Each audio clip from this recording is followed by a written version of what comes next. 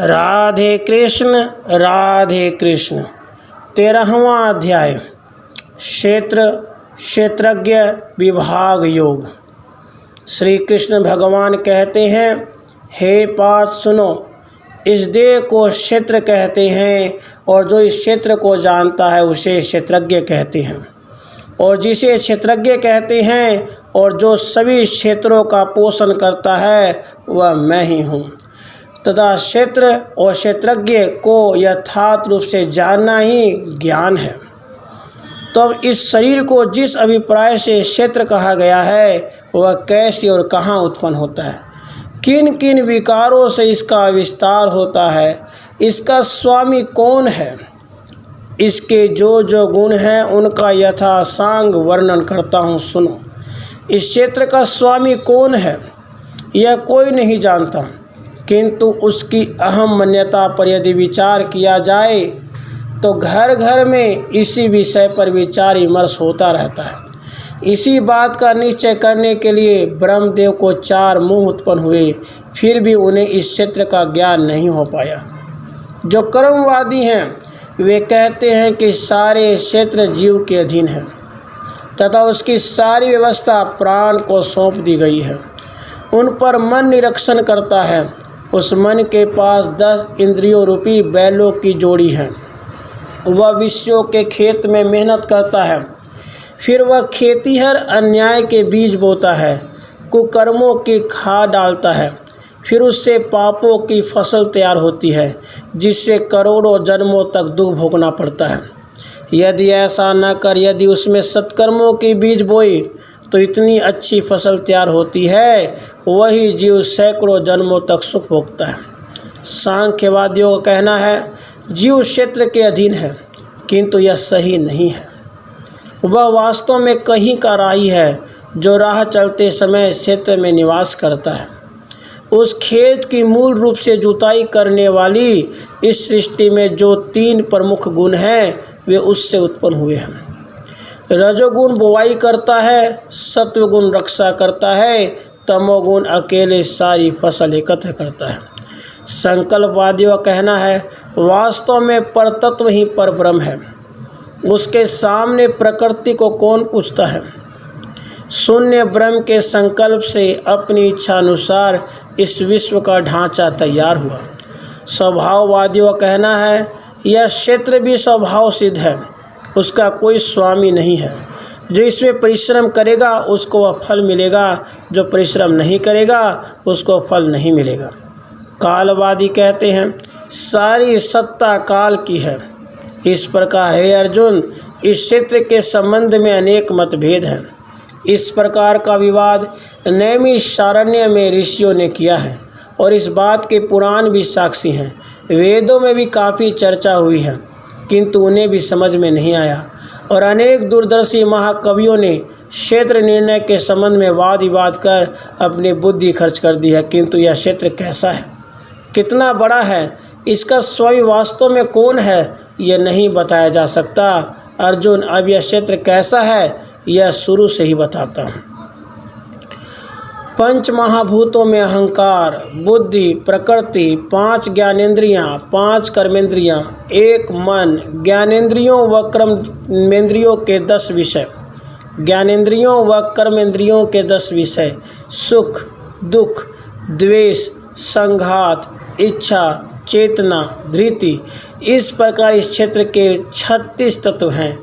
इनका अलग अलग वर्णन करके तुम्हें बताता हूँ। पृथ्वी, जल, अग्नि, वायु और आकाश, ये 5 महाभूत हैं। जिस प्रकार छोटे बालक में यौवन गुप्त रहता है, जिस प्रकार फूल की कली में खिलने से पहले सुगंध गुप्त रहती है, जिस प्रकार लकड़ी में अग्नि गुप्त रहती है, उसी प्रकार पंचभूतों के संयोग से जब देह का आकार स्पष्ट रूप से बनता है उस समय उस देह के जो चारों ओर नचाता है वही अहंकार है। यह अहंकार सज्ञान की गर्दन पकड़ता है और उसे विविध प्रकार के संकटों में गोता खाने के लिए छोड़ देता है। अब जिसे बुद्धि कहते हैं यह सुख दुखों का चुनाव करती है, पाप पुण्य अशुद्ध शुद्ध का निर्णय करती है, जिससे निंद्य उत्तम छोटे और बड़े का भेद समझ में आता है। यह आत्मा और जीव की संधि में रहती है, वही बुद्धि है। अब तुम्हें अव्यक्त के लक्षण बताता हूँ। सांख्य सिद्धांत में जिसे प्रकृति कहा गया है, वही आजकल के विचारों के अनुसार अव्यक्त है।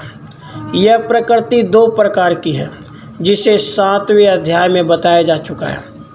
उसमें से दूसरी जो जीव दशा संज्ञक प्रकृति अर्थात चेतन प्रकृति है, उसे यहाँ अव्यक्त कह रहे हैं। हे अर्जुन, देह नष्ट होने पर देह से वासना तक की सारी उपाधियाँ किए हुए कर्मों के गर्भ में संस्कार रूप में गुप्त पड़ी रहती है। जिस प्रकार वृक्ष बीज में गुप्त रूप से रहता है, उसी प्रकार पंच महाभूत भूतों के समूह अपना स्थूल धर्म छोड़कर जिस स्थान पर सूक्ष्म रूप में लीन हो जाते हैं, उसे ही अव्यक्त समझो। हे अर्जुन, अब तुम्हें इंद्रियों के सारे प्रकार बताता हूँ। कान, आँख, त्वचा, नाक, जिह्वा, ये 5 ज्ञान इंद्रियाँ हैं। इन ज्ञानेंद्रियों के द्वारा बुद्धि सुख और दुख का निर्णय करती है। वाचा, हाथ, पैर, गुदा, उपस्थ, ये इंद्रियों के 5 अन्य प्रकार हैं। ये कर्मेंद्रियाँ हैं। ये क्रिया शक्ति के रूप में इस शरीर में वास करती हैं, जो प्राण की क्रिया शक्ति स्त्री है। अब मन क्या है, यह तुम्हें बताता हूँ। जो इंद्रियों और बुद्धि के बीच की संधि पर रजोगुण के कंधे पर चढ़कर चंचलता से विचरण करता है, वही मन है। शुक्र और शोणित का मिलन होने पर पंच महाभूतात्मक आकार वाला यह देह तैयार होता है।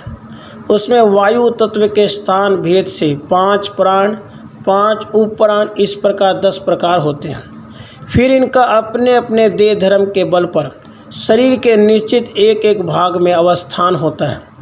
उनमें सब में एक प्रकार की चंचलता होती है, जिससे उसने रजोगुण के बल का आश्रय लिया है। जिसकी संगति से ब्रह्म की जीव दशा प्राप्त हुई है, वह मन किसी बात को करने के लिए प्रवृत्त होने का प्रमुख कारण है। जिसके संयोग से वासना सशक्त होती है और जो सदैव अहंकार के साथ प्रतिस्पर्धा करती है। जो मन इच्छा को बढ़ाता है, आशा की वृद्धि कर उसे प्रबल बनाता है, और जो भय का पीछा कर उसकी सहायता करती है। जिसकी बहिर्मुखी प्रवृत्ति के कारण द्वैत भाव उत्पन्न होता है, जिसके कारण अविद्या बलवती होती है। जो इंद्रियों को विषयों की ओर ढकेलती है, जो एक ही क्षण में अपने संकल्प मात्र से सृष्टि उत्पन्न करता है और दूसरे ही क्षण विकल्प मात्र से उसे तोड़ देता है। जो भ्रम का आगर है, जो वायु तत्व का भीतरी कक्ष है, जिसने ज्ञान का द्वार बंद करके रखा है, हे अर्जुन, वही मन है। इसमें कुछ भी गलत नहीं है। अब विषयों के नाम और भेद सुनो।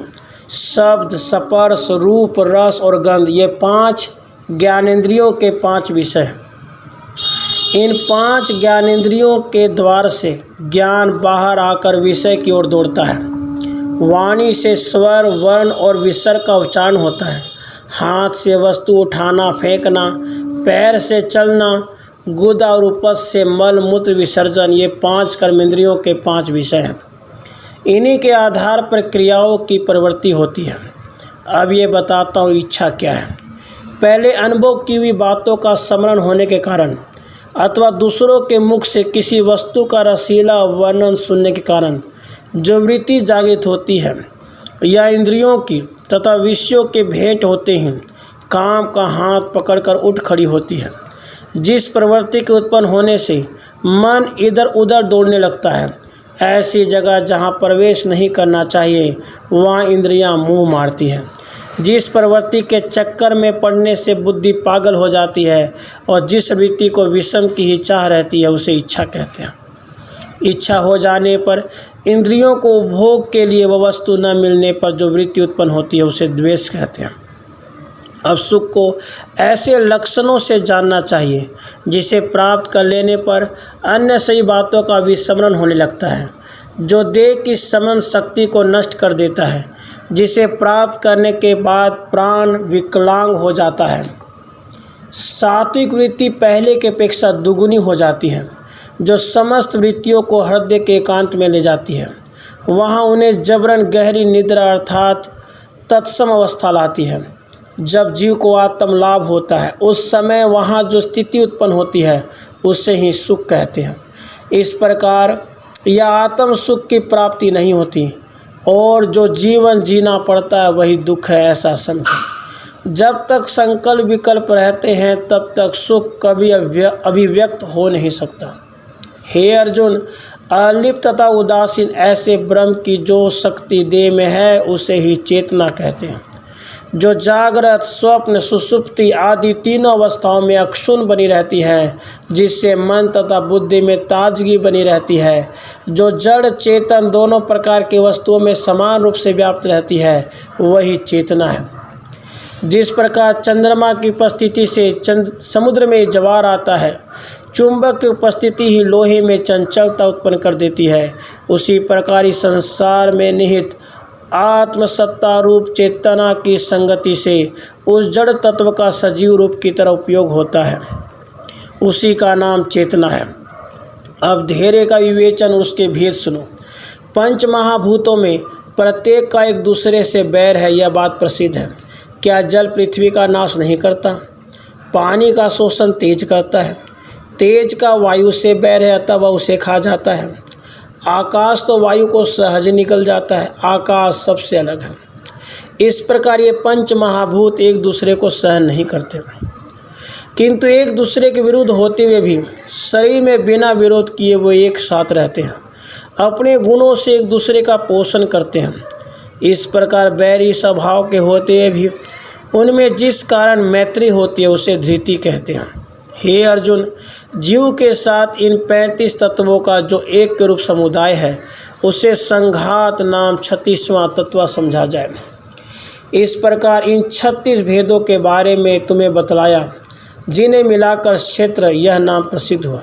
अर्जुन, जिस प्रकार चक्का आदि रथ के विभिन्न भागों को मिलाकर उसे रथ या नाम दिया जाता है, पैर से लेकर सिर तक के सारे अवयवों को मिलाकर देह यह नाम आता है। हाथी, घोड़े, रथ, पैदल इन सबको मिलाकर सेना यह नाम प्राप्त होता है। अक्षरों के समुदाय को वाक्य कहा जाता है। तेल, बत्ती, अग्नि के संयोग को दीपक कहते हैं। उसी प्रकार ये 36 तत्व जब एकत्र होकर मिलते हैं तो इन सबको मिलाकर क्षेत्र कहा जाता है। कुछ लोग इसे देह कहते हैं।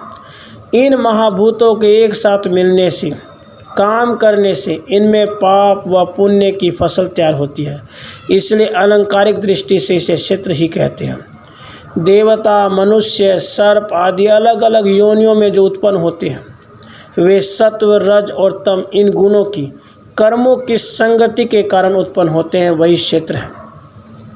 हे अर्जुन, अब तुम्हें ज्ञान के स्वरूप के बारे में बताता हूँ जिससे मोक्ष प्राप्ति होती है।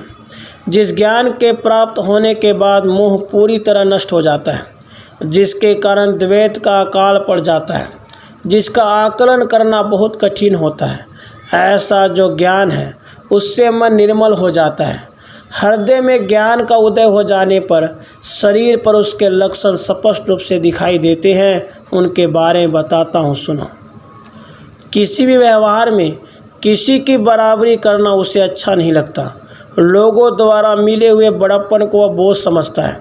अपने गुणों का वर्णन किए जाने पर वह इस प्रकार गड़बड़ा जाता है जैसे बहेलिए द्वारा चारों ओर से घेरे जाने पर हिरण घबरा जाता है।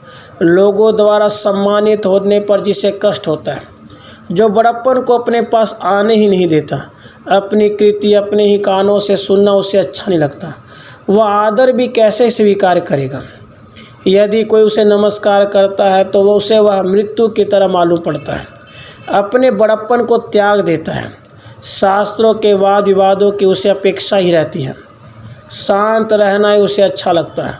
वह चाहता है कि नाते रिश्तेदार मेरी संगति ना करें, उसे आकाश के साथ बात करना ही अच्छा लगता है। हे अर्जुन, जिस पुरुष में यह लक्षण दिखाई दे तो समझ लो वह ज्ञान में तल्लीन हो गया है। ज्ञानी पुरुषों में अभिमान रहित होना प्रमुख लक्षण है। अब दम्भहीनता पहचानने के लक्षण है। उसके प्राणों पर संकट आ जाने पर भी वह अपने अर्जित किए हुए पुण्य कर्म के संबंध में किसी को नहीं बतलाता, अपने शरीर को बाहर से सुशोभित नहीं करता, स्वयं अर्जित की हुई विद्या पर घमंड नहीं करता। जहाँ धर्म की बात आती है वहाँ हाथ खोलकर खर्च करता है। स्वधर्म का आचरण करने में महान रहता है। यह दम्भहीनता के लक्षण है। अब अहिंसा के लक्षण सुनो। यज्ञ आदि कर्मों में हिंसा कर उससे अहिंसा उत्पन्न करना, यह पुराने कर्म कांडियों ने कुछ विचित्र निर्णय लिया है। जब हिंसा ही बोई जाती है तो अहिंसा कहाँ से उत्पन्न होगी। कतिपय धर्म संप्रदायों में हिंसा की भय से पानी छान कर पिया जाता है, किंतु पानी छानने की प्रक्रिया में ही कितने जीवों की हत्या हो रही है। अहिंसा का भाव आचरण से मालूम होता है। जब ज्ञान का मन के साथ मेल हो जाता है तब तुरंत ही मन में अहिंसा का उदय होता है। वह बहुत संभल कर पैर रखता है। वह अपने प्राणों की अपेक्षा दूसरे प्राणियों की चिंता करता है। वह बिना कुछ बोले शांत रहता है। हे अर्जुन, मन सभी इंद्रियों के व्यापार का प्रमुख कारण है। वही सभी इंद्रियों द्वारों से कार्य कराता है।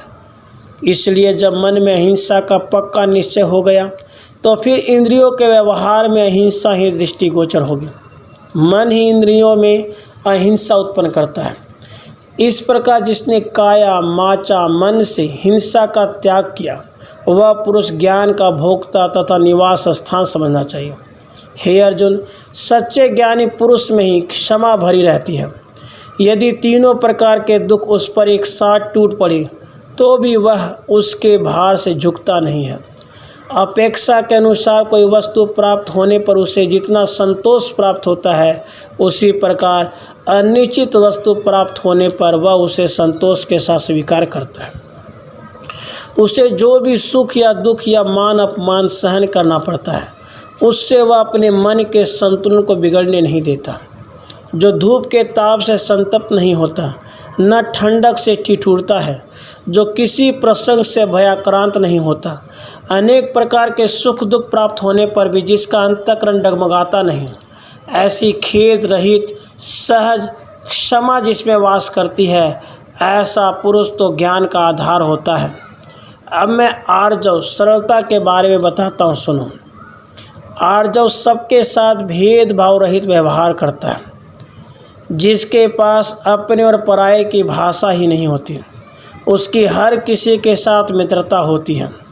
जिसका व्यवहार सरल और सहज होता है, जिसका मन निर्मल होता है, जिसके मन में कपट या घूस खाने की प्रवृत्ति नहीं होती, जिसके बातों में संदिग्धता नहीं होती, वह पुरुष आर्जव ही है।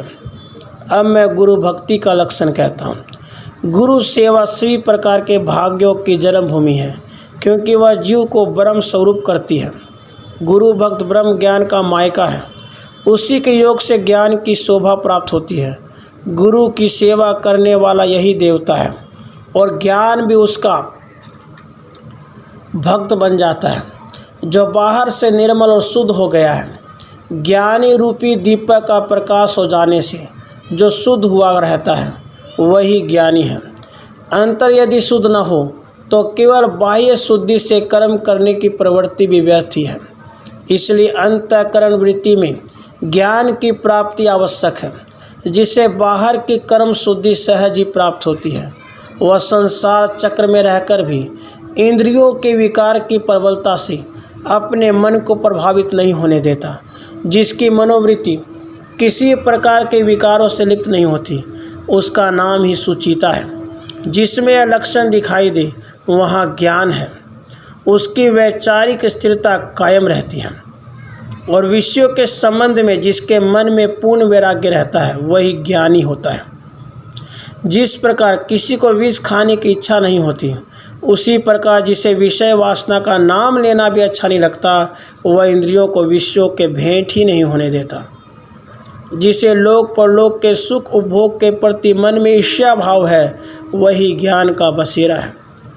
वर्ण आश्रम धर्म के पोषक जो नित्य नैमित्तिक कर्म है, उनका जो विधि पूर्वक आचरण करता है, उनमें जरा भी कमी या खंड नहीं होने देता। जिसका हमेशा का व्यवहार अभिमान शून्यता का रहता है, वे उससे अलिप्त रहते हैं। उस स्थिति को ही निरहंकारिता कहते हैं। जिसमें यह निरहंकारिता दिखाई दे, उसमें ही ज्ञान का निवास रहता है। जिसने वृद्धावस्था के बारे में पहले से ही विचार कर लिया है, वह वृद्धावस्था से ग्रस्त नहीं होता। उसके पास ही ज्ञान है। ज्ञानी पुरुष यह सारा ऐहिक महमत दूर कर देता है। जिसके कारण संकट और दुख का पोषण होता है और फिर वह आत्म सुख से पूर्ण होकर निष्प्रय होकर रहता है। देखो, जो अपने शरीर के प्रति उदासीन रहता है उसे अपने घर के प्रति कोई आस्था नहीं होती, अपनी पत्नी के प्रति उसके मन में जरा भी आसक्ति नहीं रहती। वह अपने संतान को उसी प्रकार समझता है कि यह संसार एक धर्मशाला है और ये बच्चे भी यहाँ बसेरे के लिए आए हैं। यह प्रजा के संबंध से उदासीन रहता है। वह अपने संपत्ति के प्रति उदासीन रहता है। वह ज्ञान का अधिष्ठान है, जिसके लिए प्रिय और अप्रिय बातें एक जैसी रहती है। वह हर्ष विषाद रहित रहता है, जिसकी समता में कोई कमी नहीं आती। उसमें प्रत्यक्ष रूप से ज्ञान वास कर रहा है, ऐसा समझे।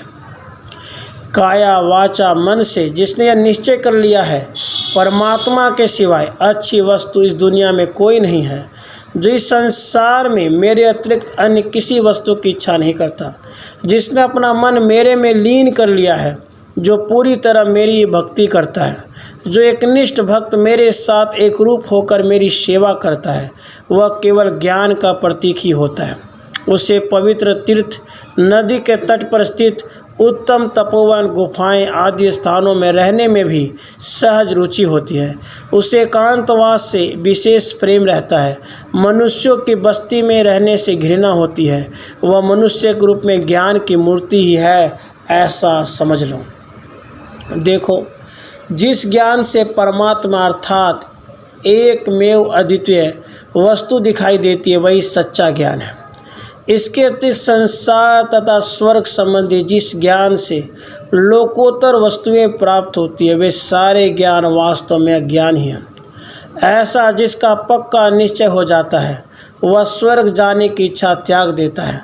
संसार के विषय में वह कोई वार्ता भी नहीं सुनता।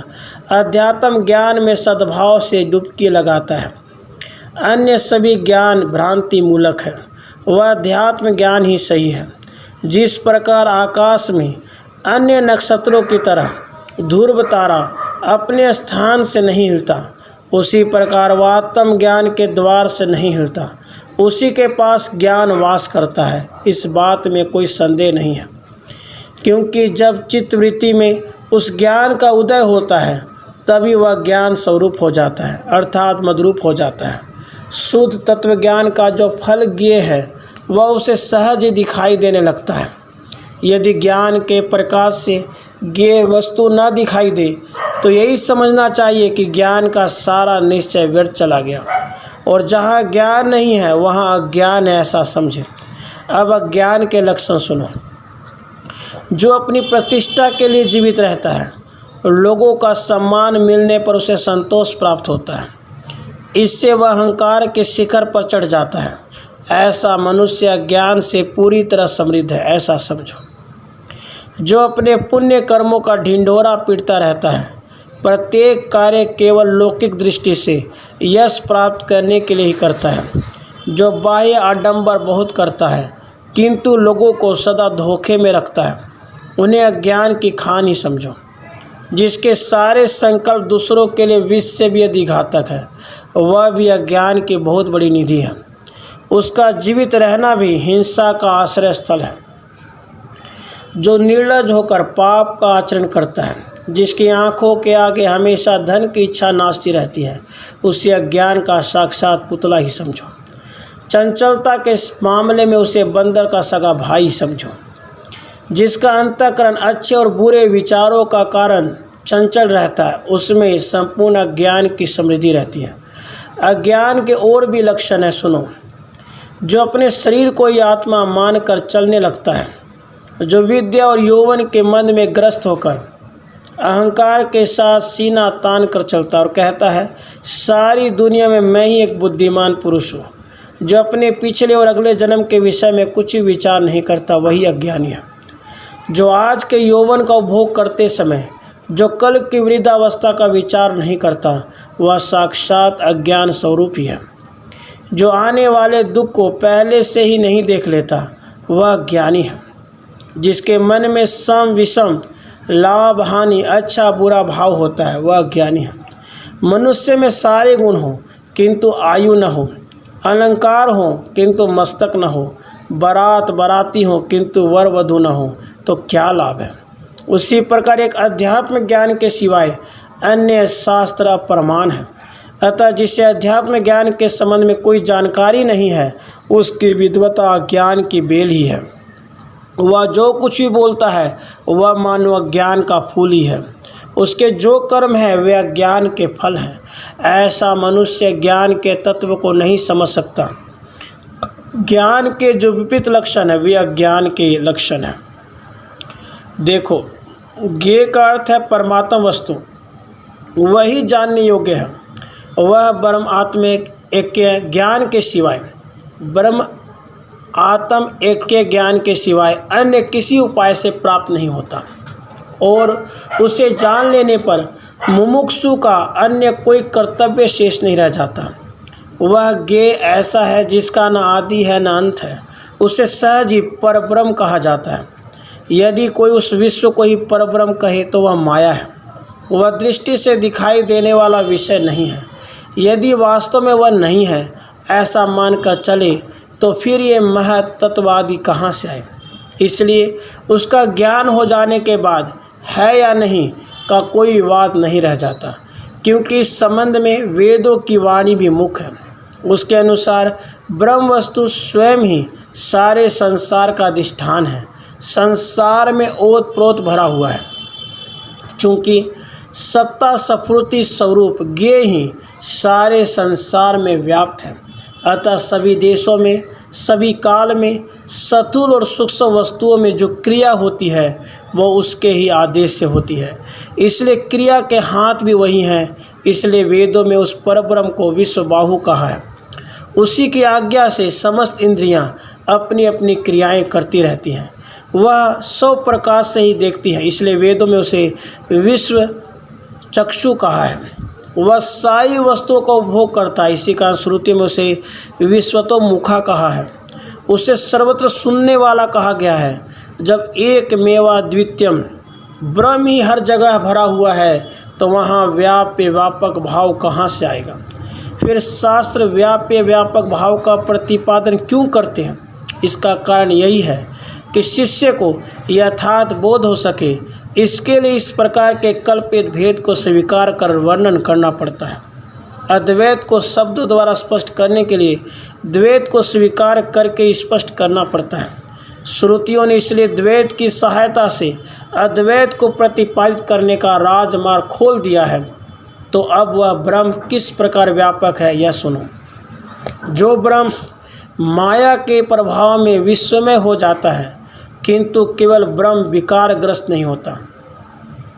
वह ब्रह्म जिसमें मन प्रमुख है उस इंद्रियां की तरह सत्व आदि गुणों के कारण आकार लेता है, ऐसा आभास होता है।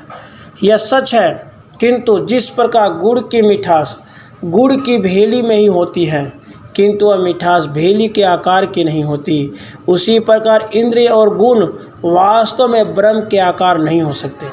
नाम रूप आदि संबंध जाति क्रिया आदि के भेद आकारों में ही होते हैं। वह ब्रह्म वस्तु पर लागू नहीं होता। वह ब्रह्म कभी भी गुण नहीं होता, उसका गुणों का कोई संबंध भी नहीं होता, किंतु वह निर्गुण ब्रह्म सब गुणों का भोग करता है। ऐसा जो निश्चय करते हैं वह व्यर्थ है। हे पांडुपुत्र, चराचर भूतों में ब्रह्म ही साधारण रूप से व्यापक है। उसी प्रकार ब्रह्म अविनाशी रूप से सूक्ष्म रूप से सारे संसार में व्याप्त है। वही प्रस्तुत ज्ञेय है, जो एक होने पर भी अंदर और बाहर दूर और पास सब जगह रहता है, जिसके स्वरूप में कोई अंतर नहीं होता, वही ज्ञेय है। जो व्यापक होने के कारण शरीर के भीतर रहता है, बाहर भी रहता है, उसी प्रकार जो पास भी है दूर भी है, जो एक ही है अन्य कुछ नहीं है, जो भिन्न भिन्न भूत मात्रों में एक रूप में विद्यमान है, जो इस विश्व रूपी कार्य रचना के लिए आदि कारण है। प्राणी मात्र का आकार जिससे उत्पन्न होता है वही उसका आधार है।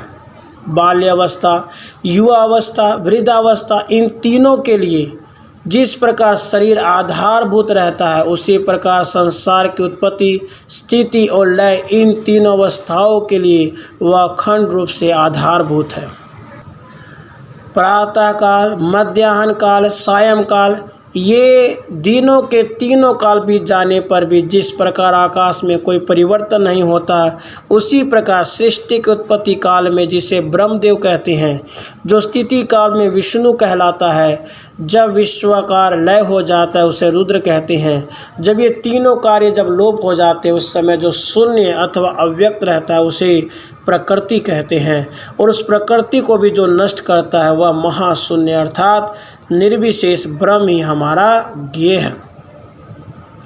जो ब्रह्म अग्नि को दाह करने की शक्ति प्रदान करता है, जिस चंद्रमा से संसार को अमृत की प्राप्ति होती है उसे भी जो अमृत प्रदान करता है, जिस सूर्य के प्रकाश से सारा संसार व्यवहार करता है, जिसके तेज से ताराओं को तेज प्राप्त होता है, उसी प्रकार जिसके तेज से सूर्य महातेजस्वी बनता है। संसार में जो मूल पदार्थ है उसका भी जो आदि कारण है, जो बुद्धि की बुद्धि, जीवों का भी जीव है, मन का भी मन है, आँखों की भी आँखें हैं, कानों के कान है, वाचा की वाचा है, जो प्राण का जीवन है, गति का चरण है, जिससे क्रिया को कर्तापन प्राप्त होता है, जिसके आदेश से आकार को आकार प्राप्त होता है, जो पानी का जीवन है वही ज्ञेय है, जिसमें द्वैत भाव का जरा भी प्रवेश नहीं होता, वही ज्ञान है। जब उस ब्रह्म की प्राप्ति हो जाती है तब साध्य और साधन दोनों मिलकर एक हो जाते हैं, वही ब्रह्म है। इस प्रकार पहले ही क्षेत्र का अर्थ विस्तार से बताया गया है, उसी प्रकार ज्ञान के लक्षण भी बता दिए गए हैं। फिर अज्ञान के स्वरूप का भी निरूपण किया, अभी ज्ञेय का अर्थ भी स्पष्ट रूप से बतला दिया। ये सारी बातें बुद्धि में रखकर भक्तगण मेरी स्वरूप सिद्धि की प्राप्ति करते हैं। जो अपने प्राण मुझ में समर्पित करते हैं वे मेरा स्वरूप पहचान कर अपना व्यक्तित्व भूल जाते हैं, मुझ में मदरूप हो जाते हैं। जिस प्रकार पर्वत पर चढ़ने के लिए सीढ़ियाँ बनानी पड़ती है, उसी प्रकार मदरूप होने के लिए सारे काम करने पड़ते हैं। इसलिए अर्जुन, मैंने तुम्हें जो एक ही परब्रह्म उसके 4 भाग किए हैं, जिसे अलग अलग बताया गया है। ये 4 भाग हैं, क्षेत्र, ज्ञान, ज्ञेय और अज्ञान। अब आत्मा और अनात्मा का एक साथ ही विचार करता हूँ। हे अर्जुन, अब मैं तुम्हें ब्रह्म की प्रकृति और पुरुष के संबंध में बताता हूँ। प्रकृति और पुरुष के रूप में जिसमें विवेचन है, उस संप्रदाय या प्रणाली को लोग सांख्य योग कहते हैं, जिसका संपूर्ण वर्णन करने के लिए मैंने कपिल का अवतार लिया था। उस प्रकृति और पुरुष का निर्दोष प्रसंग सुनो। यह पुरुष अनादि है, उसके आश्रय पर रहने वाली मिथ्या प्रकृति भी अनादि ही है। जिस प्रकार दिन और रात की जोड़ी सदा साथ साथ चलने वाली है, जिस प्रकार शरीर के साथ उसकी छाया लगी रहती है, उसी प्रकार बीज बोने पर सारभूत कण, आधारभूत भूसा, ये दोनों ही साथ साथ बढ़ते रहते हैं। उसी प्रकार प्रकृति और पुरुष का अनादि सिद्ध और एक साथ मिला जुड़ा जुड़वा रूप प्रसिद्ध है। तुम्हें प्रारंभ में क्षेत्र इस नाम से जो कुछ बताया था उसी को हमने यहाँ प्रकृति या नाम दिया। जिसे क्षेत्रज्ञ कहा था वही यहाँ पुरुष है, ऐसा निश्चित रूप से समझ लो। जिस सत्ता का कभी विनाश नहीं होता उसे पुरुष समझना चाहिए। सत्ता के कारण जो क्रियाएं घटती हैं उस संपूर्ण प्रक्रिया को प्रकृति कहना चाहिए।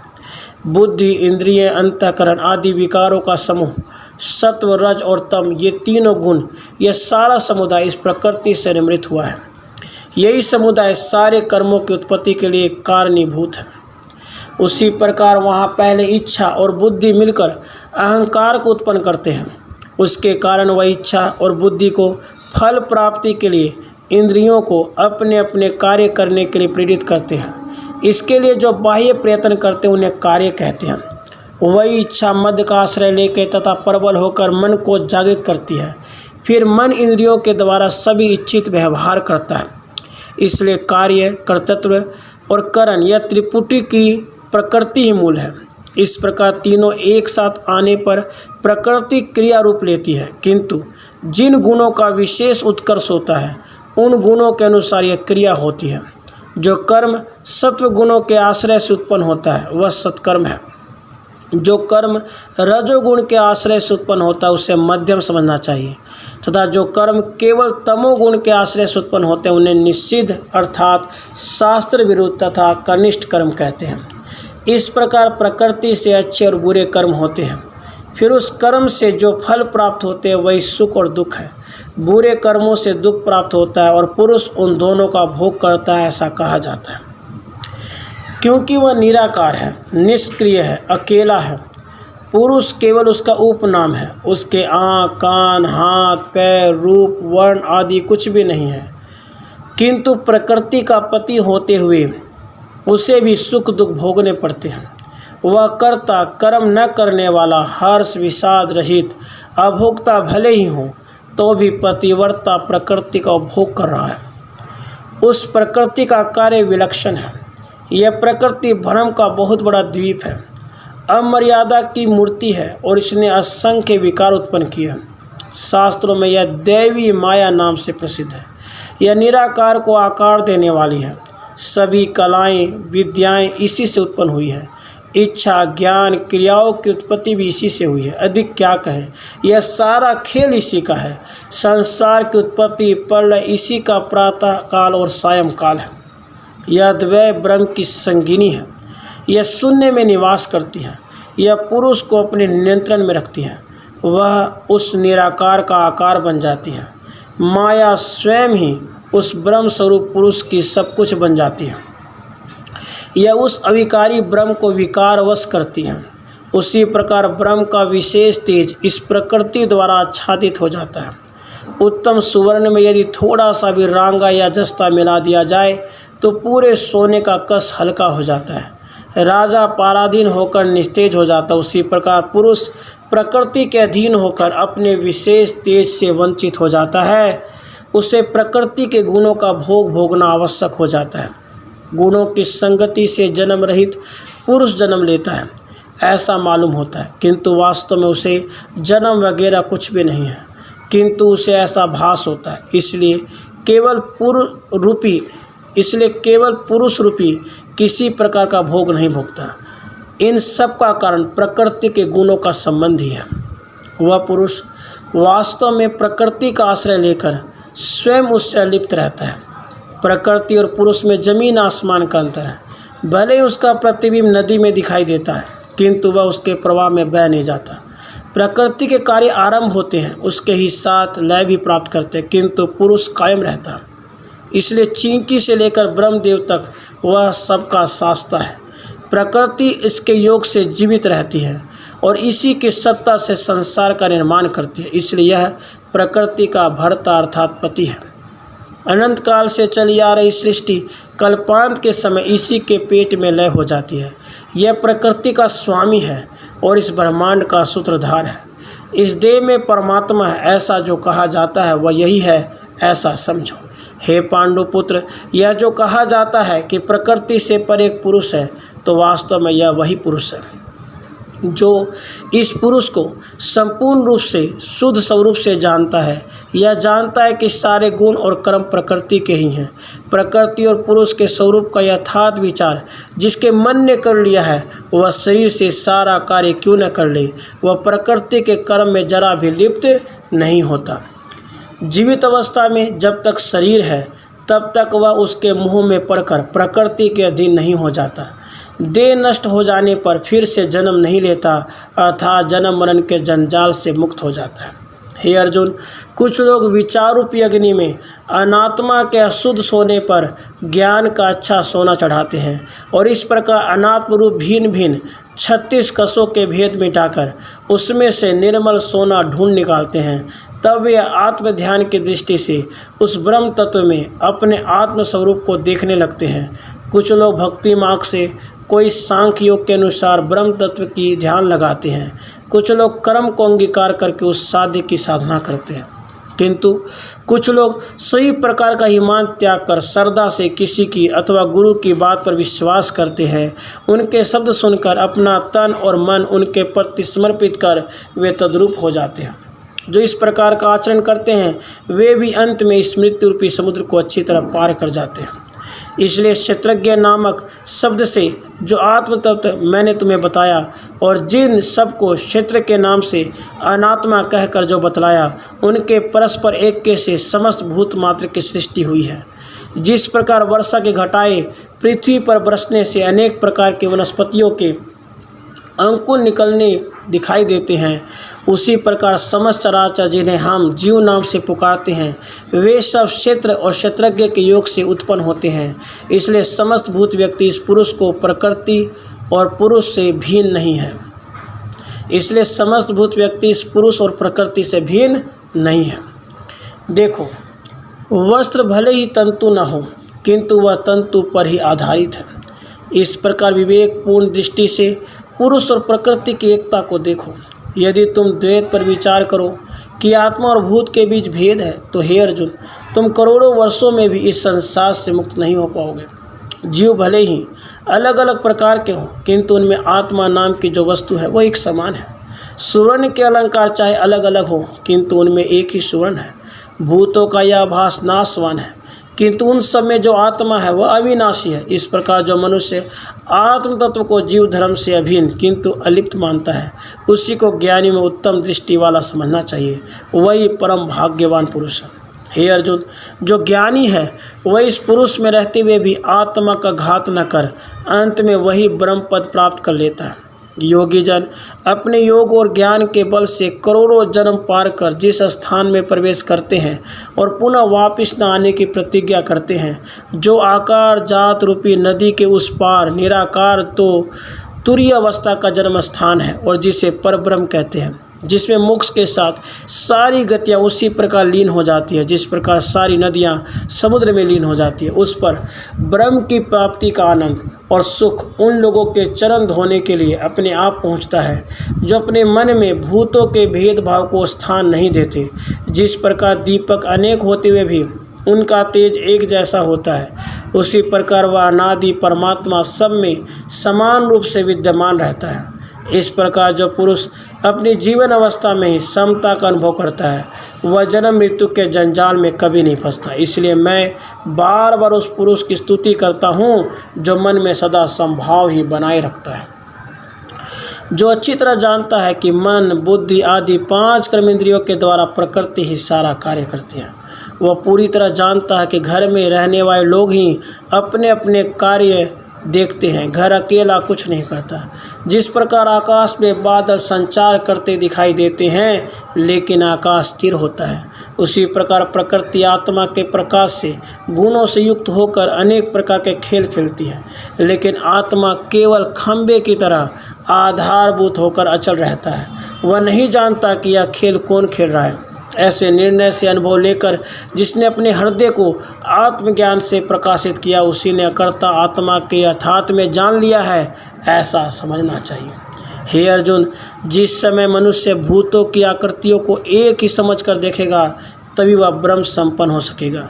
जब ज्ञान दृष्टि से दिखाई देता है सभी भूताकार एक ही आत्मा है तभी मनुष्य को ब्रह्म संपत्ति का जहाज हाथ लगता है। फिर वह जिधर भी जाएगा उसे ब्रह्म ही दिखाई देगा, उसे अपार सुख प्राप्त होगा। हे पार्थ, इस प्रकार मैंने तुम्हें प्रकृति और पुरुष की व्यवस्था विचार के संबंध में अनुभव सिद्ध उदाहरण देकर समझा दिया है। जिस प्रकार छिपा हुआ खजाना दिख जाए उसी प्रकार तुम्हें यह परम योग्यता प्राप्त हुई है। जब तक इस प्रतिपादन से तुम्हारा अनुभव न हो जाए तब तक तुम्हारे मन में इसका दृढ़ निश्चय नहीं हो सकता। अभी तो मैं तुम्हें 1-2 बात और बताने वाला हूँ, लेकिन तुम अपना ध्यान मेरी ओर करो और मेरी और बात सुनो। हे अर्जुन, जिस प्रकार सूर्य का प्रतिबिंब पानी में पड़ने पर पानी से गीला नहीं होता, वह उससे अलिप्त रहता है, उसी प्रकार जिसे परमात्मा कहते हैं वह शरीर में रहते हुए भी प्रकृति के गुणों में लिप्त नहीं होता, वह अपने शुद्ध स्वरूप में ही बना रहता है। वह पानी में प्रतिबिंबित हो रहा है ऐसा दिखाई देता है, किंतु अनेक अज्ञानी उस प्रतिबिंब को साक्षात सूर्य ही समझते हैं। उसी प्रकार यह कहना है आत्मा शरीर में है उचित नहीं है। यह शरीर पंचभूतों का बना हुआ है, कर्मों के धागों से पिरोया गया जन्म मरण के चक्कर पर घूमता रहता है। मछली को अपना शरीर फड़फड़ाने में जितना समय लगता है उससे कम ही समय में यह शरीर नष्ट होता है, लेकिन आत्मा तो अनादि होने के कारण सहस्थित है। निर्गुण होने के कारण वह न तो कला सहित है या पूर्ण है, न कला रहित या पूर्ण है। वह न तो अप्रिय है न सक्रिय ही है, न सतुल है न सूक्ष्म है। निराकार होने के कारण वह न दृश्य है न दृश्य है। वह प्रकाशमान नहीं है, तेजहीन नहीं है, परिचिन नहीं है। वह शून्य अर्थात निर्विशेष होने के कारण खोखली भी नहीं है, ठोस भी नहीं है, किसी के साथ भी नहीं है, किसी से रहित भी नहीं है। वह स्वयं आत्म स्वरूप है, उसमें आनंद भी नहीं है, आनंद की कमी भी नहीं है। वह एक भी नहीं है, अनेक भी नहीं है, वह मुक्त भी नहीं है, बद्ध भी नहीं है। लक्षण रहित होने के कारण उसके आकार के संबंध में निर्देश करना भी संभव नहीं है। वह न स्वयं है, न निमित्त है, वह न बोल सकता है, न गूंगा है, न तो वह सृष्टि के साथ उत्पन्न होता है, न सृष्टि के विनाश के साथ उसका लय होता है। अव्यय होने के कारण इसे गिनना या इसका वर्णन करना संभव नहीं है। वह न घटता है, न बढ़ता है, न कम होता है, न खराब होता है। आत्मा तो आकाश की तरह सर्वव्यापी है। शरीर की आकृतियाँ तो बनती बिगड़ती रहती है, किंतु आत्मा सदैव एक रहता है। यह आत्मा शरीर में रहते हुए भी न कुछ करता है, न कुछ करने देता है। शरीर में रहते हुए भी वह शरीर के किसी व्यापार से लिप्त नहीं होती। अर्जुन, आकाश का अस्तित्व कहाँ नहीं है, उसका प्रवेश कहाँ नहीं है, अर्थात वह हर जगह है, लेकिन वह किसी में लिप्त नहीं है। उसी प्रकार पूरे शरीर में व्याप्त रहते हुए भी वह कभी किसी स्थान अथवा शरीर के संग दोष से मैली नहीं होती। इसलिए समझो कि शरीर से आत्मा बिल्कुल अलग है, बिल्कुल अलग है। शरीर से आत्मा बिल्कुल अलग है। चुंबक पदार्थ पत्थर के संसर्ग से लोहा आकर्षित होता है, किंतु लोहा चुंबक नहीं है। यही नियम क्षेत्र और क्षेत्रज्ञ पर भी लागू होता है। दीप ज्योति के प्रकाश से घर के सारे काम काज चलते हैं, किंतु दीपक और घर में अपार अंतर है। लकड़ी के अंदर अग्नि छिपी रहती है, किंतु अग्नि लकड़ी नहीं है। इसी दृष्टि से देह और आत्म स्वरूप की ओर देखो। गगन में सूर्य अकेला रहता है, किंतु समस्त भुवनों के लोगों को प्रकाशित करता है। उसी प्रकार यहाँ आत्मा भासमान होने वाले समस्त क्षेत्रों का प्रकाशक है। आप इस संबंध में कोई शंका मत पूछो। हे अर्जुन, वही बुद्धि यथार्थ में दृष्टि से युक्त होती है, जिसके संयोग से शरीर और क्षेत्रज्ञ के बीच का अंतर समझ में आता है। यह अंतर जानने के लिए मुमुक्षु जन ज्ञानी जनों की सेवा करते हैं, सदैव शास्त्र अध्ययन करते रहते हैं। शरीर आदि बातों को वो त्रिनवन मानते हैं। अपनी यथार्थ दृष्टि से शरीर और आत्मा के बीच का अंतर देखते हैं। जो अपने अंतःकरण में यह बात मान लेते हैं कि प्रकृति यथार्थ में पुरुष से भिन्न है, वही ब्रह्म रूप प्राप्त करते हैं। वह ब्रह्म आकाश से भी अधिक व्यापक है, जिसके प्राप्त हो जाने पर साम्य और असाम्य का भेद नहीं रह जाता, जिसमें आकार जीवत्व और द्वैत कभी रह नहीं सकता। ऐसा जो शुद्ध द्वैतहीन है, उस परम तत्व का स्वरूप वही लोग प्राप्त करते हैं जो आत्म और अनात्म के अंतर को जानते हैं और जो राजहंस की भांति असार में से सार ही ग्रहण कर सकते हैं। राधे कृष्ण, राधे कृष्ण।